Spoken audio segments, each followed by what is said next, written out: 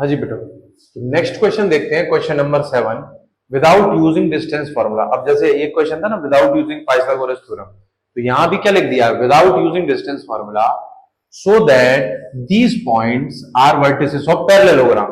ये चारों पॉइंट क्या बनाएंगे, पैरेललोग्राम। पहले इनको नेमिंग कर लेते हैं। मान लीजिए ए कोऑर्डिनेट है -2, -1, बी कोऑर्डिनेट है 4, 0, सी है 3, 3 और डी है -3, 2। ठीक है, ये ए है, ये बी है, ये सी है, ये डी है। ये चारों पॉइंट हमने बना लिए, ये ए, ये बी, ये सी और डी। अब प्रूफ करना है कि ये पैरेललोग्राम है, बट उसने क्या बोला है, डिस्टेंस फॉर्मूला यूज नहीं करना।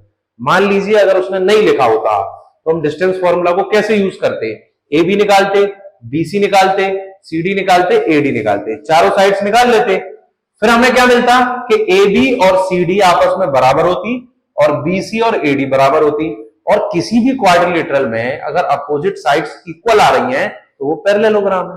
ठीक, बट ये वाली कंडीशन तो इसने खत्म कर दी बोल के कि डिस्टेंस फॉर्मूला यूज नहीं कर सकते। तो अब हम क्या करेंगे भाई, अब हम करेंगे कि ए बी का स्लोप निकालेंगे, डी सी का स्लोप निकालेंगे और ये दोनों का स्लोप बराबर आ जाएगा। और अगर स्लोप बराबर है तो दोनों लाइन पैरेलल।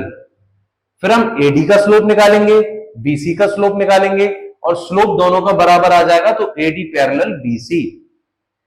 अब क्या हुआ, अपोजिट साइड्स पैरेलल हो गई तो उसको हम पैरेललोग्राम बोल देंगे। बात समझ आई। ए बी का स्लोप निकालिए, डीसी का निकालिए, दोनों का स्लोप बराबर आएगा तो ए बी डीसी के पैरेलल। एडी का स्लोप निकालिए, बीसी का स्लोप निकालिए, दोनों का स्लोप बराबर आएगा तो ये दोनों पैरेलल। दोनों अपोजिट पेयर पैरेलल हो गए तो वो पैरेललोग्राम हो गया। अब स्लोप कैसे निकलेगा भाई, पासिंग पॉइंट दो दे रखे हैं और जब दोनों पासिंग पॉइंट मतलब सॉरी दो पासिंग पॉइंट एक लाइन पर दे रखे हो तो स्लोप कैसे निकलता है, y2 - y1 divided by x2 - x1। तो AB का स्लोप जब हम निकालेंगे, स्लोप ऑफ AB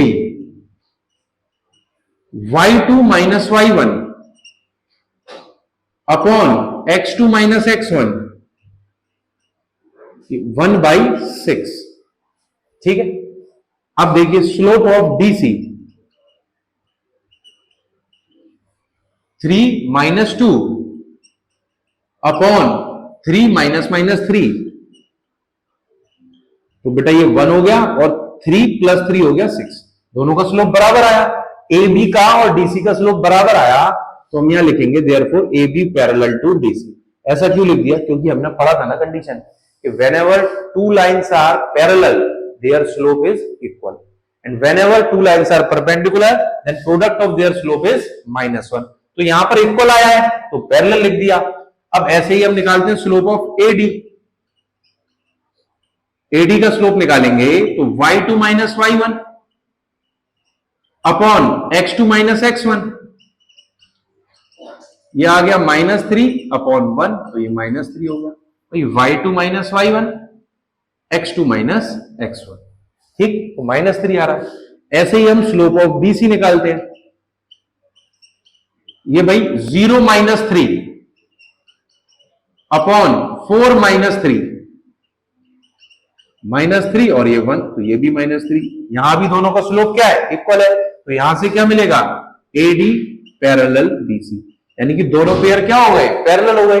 जब दोनों पेयर पैरेलल हो गए तो हम क्या लिखेंगे, if opposite sides of any quadrilateral